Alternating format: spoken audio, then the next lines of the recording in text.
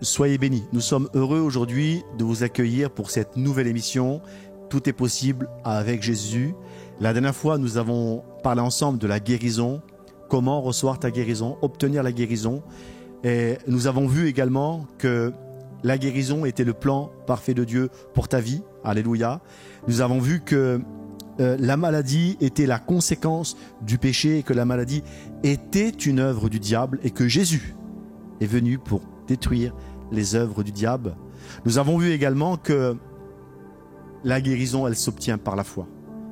Simplement parce que tu crois, et nous avons pris quelques exemples dans les Écritures, il y en a énormément, mais que c'est vraiment le plan de Dieu par la foi que tu reçois la guérison. Et que la guérison ne dépend pas de tes œuvres, ne dépend pas de tes mérites. Il y a un mérite qui a été fait, accompli, c'est celui de Jésus à la croix du Calvaire.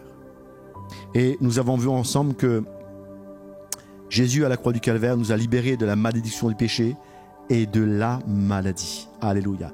Et si tu le crois, je t'invite à dire Amen. Et comme j'ai dit au départ dans la première vidéo, le but de cet enregistrement, le but de cette émission est de t'amener à la guérison, mais surtout, et ça c'est la deuxième partie que nous allons voir ensemble, de demeurer dans la guérison. Parce que parfois, il y a aussi des blocages qui vont faire qu'une personne, alors qu'elle est de bonne volonté, ne reçoit pas la guérison. Bien souvent, c'est lié à des mensonges qui ont été téléchargés, installés en nous, qui fait qu'à un moment donné, on va présenter la maladie comme une fatalité, comme quelque chose que je suis obligé de vivre pour aller jusqu'à la fin. Et l'objectif de cet enseignement, de cette émission, est de balayer ces mensonges. Et surtout, n'oublie pas, à la fin de cet enseignement, je vais prier pour toi. N'oublie pas de mettre en commentaire, d'envoyer une réponse à ce message. Parce que l'objectif, c'est que le plus grand nombre reçoit la guérison. Pendant très longtemps, j'ai cru, à tort, alors que j'étais dans la foi, que Jésus était venu pour pardonner nos péchés, porter notre condamnation à la croix du Calvaire, et que la guérison de toutes les maladies n'était qu'un accessoire. N'était dans les évangiles et pour ma vie que ponctuel, occasionnel. Or, j'aimerais t'annoncer une parole qui va peut-être te choquer, mais la guérison n'est rien d'exceptionnel pour Jésus et pour l'Église. Elle n'est que le standard dans lequel Dieu veut que tu puisses vivre. Je le répète, la guérison, quelle que soit la maladie, quelle que soit la forme de maladie qui t'a atteint, que ce soit un cancer, que ce soit une malformation au niveau de tes os, de ton cerveau, une dégénérescence même de tes cellules, quelle que soit la maladie, la guérison, et je le répète, n'est pas exceptionnelle. Elle n'est que le standard pour lequel le Fils de Dieu est mort à la croix du Calvaire. On a vu ensemble, et j'aimerais qu'on puisse le revoir, ce que le prophète Ésaïe avait pu dire, parlant de la venue de Jésus. Cependant, ce sont nos souffrances qu'il a portées, nos douleurs qu'il s'est chargées, et nous l'avons considéré comme puni et frappé de Dieu. Mais il était blessé pour nos péchés, brisé pour nos iniquités. Le châtiment qui nous donne la paix est tombé sur lui, et par ses meurtrissures, nous sommes guéris. La plupart d'entre nous, nous n'avons pas de problème avec la première partie de ce texte. Oui, il a porté nos péchés, nos iniquités, il nous donne la paix. D'ailleurs, Jésus n'a-t-il pas dit dans l'évangile de Jean, je vous donne ma paix, je vous laisse ma paix. Mais pour ce qui s'agit de la guérison, parfois j'ai l'occasion de parler à de nombreux ministères qui étaient pourtant bienveillants avec de bonnes intentions. Et quand on parlait de ce texte-là ici nous parlait, il disait oui, Jésus nous guérit, mais il parle ici de guérison spirituelle. Et quand on l'argumentait avec eux, bien souvent, ils prenaient pour exemple des expériences qu'ils n'ont pas vécues au niveau de la guérison. Je répète, ils prenaient pour exemple des expériences qu'ils n'ont pas vécues pour expliquer que Jésus aujourd'hui ne guérit pas. Et c'est pour cette raison que vous avez une multitude parfois d'hommes de Dieu, des hommes de Dieu, je dis bien des hommes de Dieu, mais qui, parce qu'ils n'ont pas expérimenté ou ont échoué quelquefois, ont fait de leurs échecs une doctrine, ont fait de leurs limites une théologie. Et à cause de ça, On va essayer d'expliquer ce texte. Oui, mais Jésus n'est pas venu pour guérir les malades. Oui, il l'a fait il y a 2000 ans pour démontrer qu'il était le Messie, mais aujourd'hui, il ne guérit plus. Ce qu'il guérit aujourd'hui, c'est les esprits. C'est faux. Jésus n'est pas venu guérir l'esprit des gens. Il est venu les transformer. Il est venu amener ce qu'on appelle la nouvelle naissance. Il est venu installer dans le cœur et dans la vie des hommes et des femmes pécheurs, télécharger la nature même de Dieu. Il n'est pas venu guérir l'esprit. Il est venu complètement transformer l'être humain en la même nature. Romains chapitre 8 et verset 28. Paul va dire pour nous rendre semblables à lui. Et le mot semblable ici souligne que dans l'esprit, je suis comme il est lui. Et si tu le crois, dis Amen. Mais un autre texte, il en parle également. 1 Jean, chapitre 4 et verset 17. Tel il est, il parle ici de Jésus dans sa nature glorifiée. Tel il est, tel nous sommes. Et j'aime la pertinence du texte qui m'affirme ici et qui ne dit surtout pas tel il est, tel je serai. Non, tel il est. Il parle ici au présent. Tel nous sommes. Et il parle ici, bien sûr, de ceux qui sont en Christ. Donc non, Jésus n'est pas venu guérir spirituellement l'esprit des gens. Il l'a déjà transformé. Lorsqu'un pécheur est repentant, ce pécheur repentant qui vient au bénéfice de l'œuvre de la croix n'est pas guéri dans son esprit. Il est transformé. Il est devenu saint, juste devant Dieu et sans péché. C'est une transformation. Mais par contre, la guérison est quelque chose que Dieu opère dans la vie des gens. Alors, nous portons nos regards bien souvent sur des expériences et c'est l'un des échecs que j'ai pu constater au cours de mon ministère. Quand je parle parfois avec des hommes et des femmes de Dieu bienveillantes qui veulent expliquer que la maladie fait partie de la vie chrétienne. La maladie fait partie, vous savez, Jésus n'a-t-il pas dit « Celui qui veut être mon disciple doit renoncer à lui-même et se charger de sa croix ». J'aimerais te dire que la croix est la maladie que Jésus a portée, mais pas la maladie que tu dois porter. Je le répète, la croix du calvaire, et on le voit ensemble, à la croix du calvaire, il a porté ta maladie. Donc Jésus ne te demande pas de porter ou d'expier à travers ta maladie tes fautes. C'est complètement faux. La maladie, on l'a vu ensemble, est une œuvre du diable, est une œuvre satanique.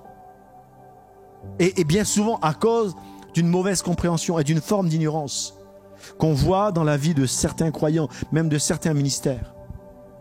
D'hommes de Dieu, et je précise ici, ce sont des hommes de Dieu, parce qu'ils aiment Dieu profondément. Par leur ignorance, parfois on permet à des gens de vivre sous le joug de la maladie. 1 Pierre chapitre 2 et verset 24.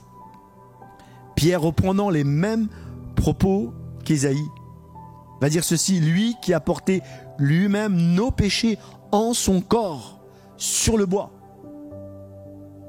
Et nous sommes, la plupart d'entre nous, d'accord sur le fait que Jésus à la croix du calvaire a porté nos péchés, afin que, morts au péché, nous vivions pour la justice. Dieu est en train de dire ici, à travers la bouche de Pierre, qu'à cause de l'œuvre parfaite que Jésus a accomplie, nous devenons la justice de Dieu. Lui, par les meurtrissures duquel vous avez été guéris. Et j'aime la pertinence de Pierre. Pierre ne dit pas, par ses meurtrissures, vous êtes. Il dit, non pardon, Pierre ne dit pas, par ses meurtrissures, vous êtes. Il dit, vous avez été. Pierre présente ici la guérison comme un acte passé, comme quelque chose qui s'est déjà produit. Et j'aimerais t'annoncer ici, oui, la guérison est un acte passé. Un acte qui s'est passé il y a 2000 ans à la croix du calvaire. Ta guérison est déjà actée dans le corps de Jésus. Et c'est un fait, c'est le plan de Dieu pour ta vie que tu puisses recevoir cette guérison. Mais c'est une chose de recevoir la guérison, et nous l'avons vu ensemble dans la première partie du message, mais c'en est une autre de la garder. Et pourquoi je viens aujourd'hui sur ce sujet? Parce que j'ai tellement vu malheureusement de personnes recevoir des guérisons, des personnes qui étaient dans des maladies incurables, des maladies chroniques, avec des douleurs chroniques. Et parce qu'il y avait un temps d'onction, parce qu'il y avait des ministères d'onction, ces personnes étaient complètement rétablies, complètement restaurées. La douleur partir. Et au bout de quelques semaines, quelques symptômes sont réapparus. Et tout doucement, j'ai vu ces personnes, et nous avons vu ces personnes ressombrer dans le même état de maladie. Est-ce que Dieu n'aurait-il pas guéri? J'ai vu des personnes être guéries de cancer. Le cancer était complètement parti. La maladie était complètement partie. Et quelques semaines plus tard, quelques mois plus tard, alors qu'on avait l'examen devant les yeux, avec les radios, où la maladie était partie, quelques mois plus tard, de manière étrange, la maladie est revenue. Est-ce que Jésus aurait-il accompli une œuvre imparfaite? Absolument pas. L'œuvre qu'il fait est parfaite. Mais on va le voir ensemble. C'est une chose de recevoir la guérison, c'en est une autre de la garder. Et le but de cet enseignement aujourd'hui, c'est que tu puisses garder ta guérison. Alléluia. Et si tu le crois, dis Amen. Amen. Évangile de Marc, chapitre 10 et verset 11. Jésus est dans une maison et là, Jésus n'est pas en train de guérir spécialement les malades. Il est en train d'enseigner. Jésus enseignait. Jésus, avant de guérir, avant de venir, il est la guérison, mais Jésus prenait le temps d'enseigner. Parce qu'on va le voir ensemble. Quand il n'y a pas une explication, une lumière sur l'œuvre parfaite de Christ, on se rend compte que tant qu'il y a des ténèbres, peu importe l'onction qu'il y a autour, tant qu'il y a des ténèbres dans notre compréhension, Satan va régner sur les ténèbres. Et je prie au nom de Jésus que les ténèbres, l'ignorance qui ont demeuré sur ta vie pour te tenir prisonnier ou pour te ramener à la maladie soient dissipées au nom de Jésus. Alors Jésus est dans cette maison, il enseigne, les gens sont en train de l'écouter. Et là, il y a, la Bible dit, des hommes, 4 hommes, qui ont leur ami qui est paralytique. Vous trouverez cette histoire, elle est merveilleuse. Évangile de Marc, chapitre 2. Leur ami est paralytique et ces hommes ont la foi. Et on l'a vu ensemble, précédemment. La foi est l'élément déterminant qui amène le miracle, qui amène la guérison. La Bible dit que comme il n'y a pas de place pour amener le paralytique au milieu devant Jésus, la Bible dit qu'ils vont monter sur le toit. Ils vont défaire le toit. Quelle audace! Ils ont vraiment la foi. Alléluia. Vous savez, parfois la foi, elle est apparentée à de la folie. Parce qu'il faut quand même l'avouer. C'est complètement de la folie pour monter sur le toit d'une maison, enlever le toit et descendre un gars paralysé. Je ne sais pas si vous imaginez un peu tout ce travail, mais ils croient. Ils savent qu'à partir du moment où cet homme va être en face de Jésus, il va être guéri. Ils le savent. Alors Jésus va dire une parole à cet homme qui est descendu devant lui. Jésus va lui dire une parole tellement choquante. Jésus va lui dire, tes péchés te sont pardonnés. Et là, dans la foule, il y a des gens religieux qui vont murmurer et qui vont ne pas comprendre. Ils vont dire, il se prend pour qui? Il veut pardonner les péchés. Vous savez, c'est plus difficile de pardonner un péché que d'enlever la maladie. La Bible dit que la maladie, elle peut être guérie. Aujourd'hui, nous avons de la médecine, nous avons des connaissances, des sciences. Mais le péché, aucune science, aucune connaissance. La Bible dit qu'il n'y a que le sang de Jésus qui libère, qui purifie du péché. Et Jésus va dire à cet homme, tes péchés te sont pardonnés. Et là, il y a une incompréhension. Alors, Jésus va dire, afin que vous sachiez que le Fils de l'homme a sur la terre le pouvoir de pardonner les péchés. Notez bien ceci, le pouvoir de pardonner les péchés. Jésus va dire au paralytique, je te l'ordonne, lève-toi, prends ton lit et va dans ta maison. Et cette histoire se passe avant que Jésus meure à la croix du Calvaire.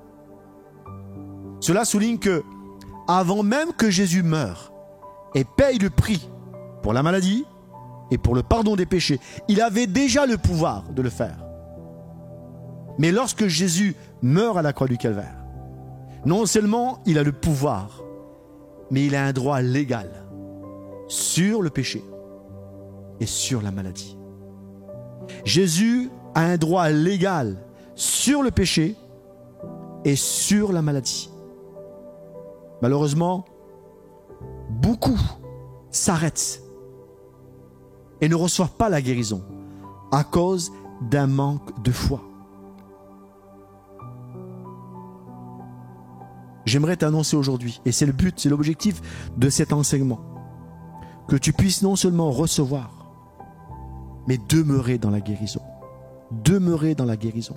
C'est le plan parfait de Dieu pour ta vie, que tu demeures dans la guérison. Et même au-delà de ça, que ta vie soit également une source par laquelle des hommes et des femmes puissent recevoir leur guérison. Évangile de Marc, chapitre 16, Jésus, voici les miracles qui accompagneront ceux qui ont cru. Sans aucune distinction d'âge, de sexe, Jésus va dire, ils imposeront les mains aux malades et les malades seront guéris. Jésus ne dit pas ici que la guérison, la capacité de guérir les malades est réservée exclusivement à des ministères, à des hommes super puissants. Non, simplement à des hommes et des femmes qui croient. Si tu crois, sans aucune autre distinction, non seulement tu es guéri, mais tu amènes la guérison. Et je prie pour cela au nom de Jésus. Pierre disant, oui, il a porté nos péchés et par ses meurtrissures nous sommes guéris. Bien souvent, comme j'ai dit précédemment, certaines personnes ne reçoivent pas la guérison parce qu'ils ont fait de leur expérience et de leurs échecs une théologie, une doctrine.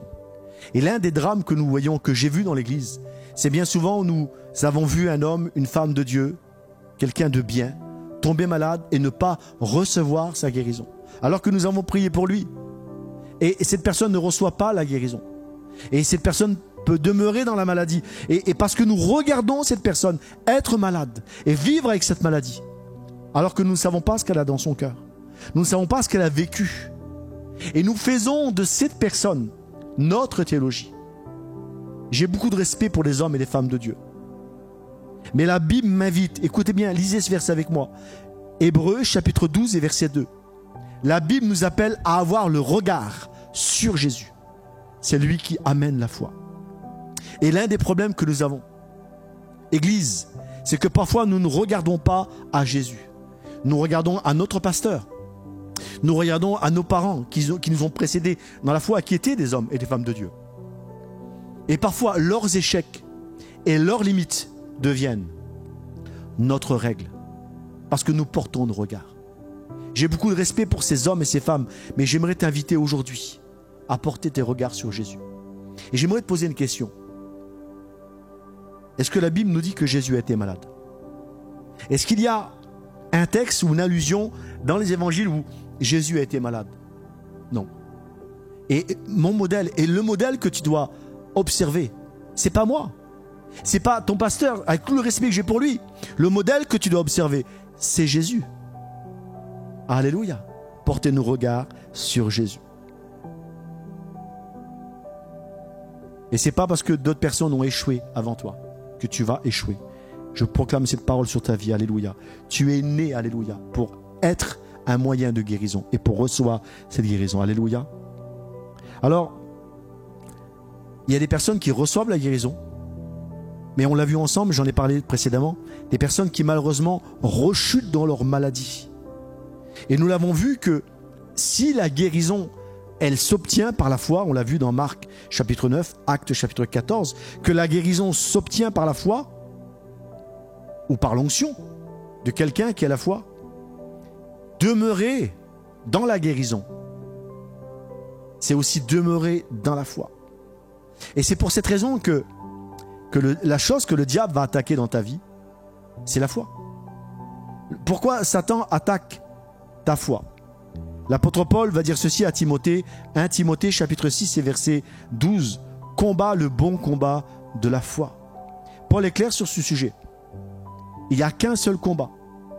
Et c'est ça que Satan va faire, va attaquer. C'est ta foi. Il va attaquer par des informations.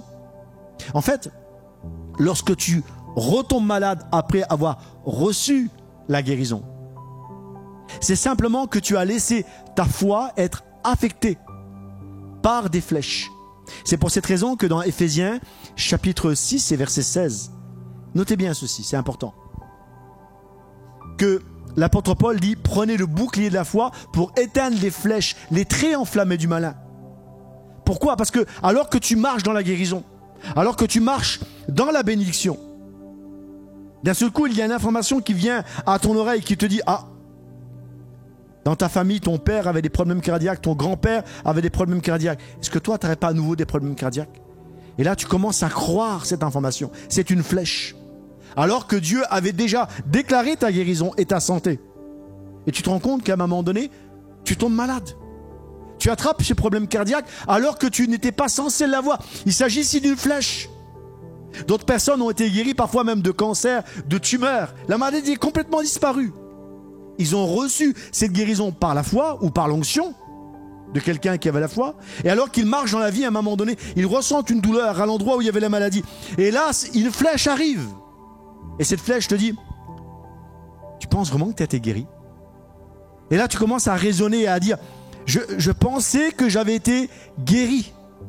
Et à partir du moment où tu dis, je pensais que j'avais été guéri, tu as ouvert une porte au diable. Tu lui as permis de t'atteindre et de te voler ta guérison. Est-ce que le diable peut voler des guérisons? Oui. Est-ce que Satan peut voler une bénédiction? Oui. La Bible dit dans l'évangile de Jean, chapitre 10, verset 10, que le diable est un voleur. Il ne vient que pour dérober, égorger et détruire. Qu'est-ce que le diable va voler? Ton argent? Il n'en a rien à faire. Il veut voler ta vie, ta destinée, la destinée de tes enfants et ta santé. Il veut voler ton bonheur. Il le vole. Mais comment il parvient à voler?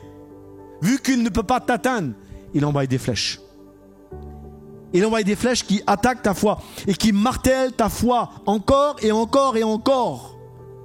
Ce qui fait qu'à un moment donné, alors que tu étais censé marcher dans la guérison, tu te retrouves 6 mois après, dans la même condition et même parfois pire. Combien de fois j'ai vu ces choses-là, où j'ai vu des personnes recevoir une guérison. J'ai vu des personnes être guéries de cancer, d'autres personnes guéries de maladies telles qu'Alzheimer. Complètement guéries. On leur a imposé les mains, on a déclaré la délivrance et la guérison.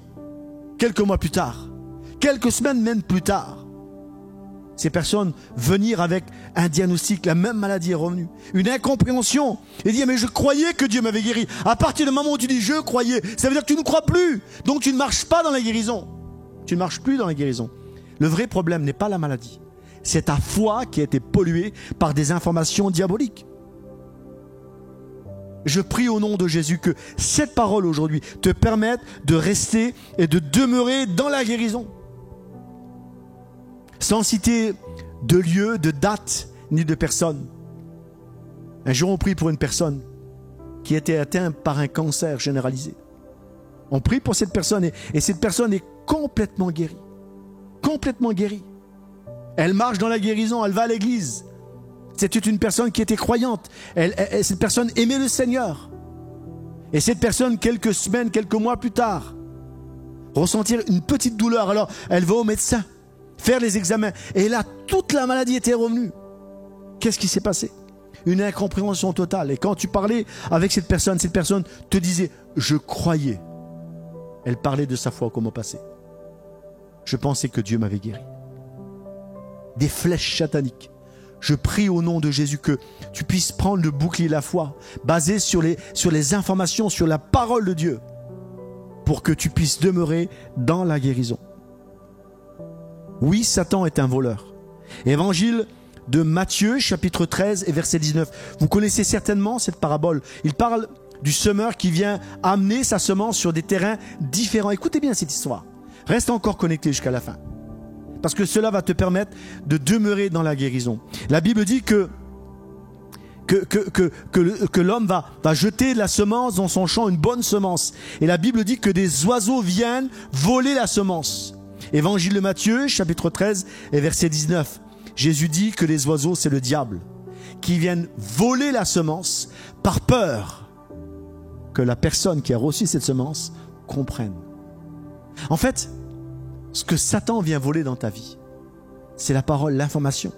Il vient amener autre chose. Parce que lorsque tu as compris que tout est accompli à la croix du calvaire, lorsque tu as compris que le pardon de tes péchés a été expié de manière complète et totale, c'est là que tu marches dans la sainteté.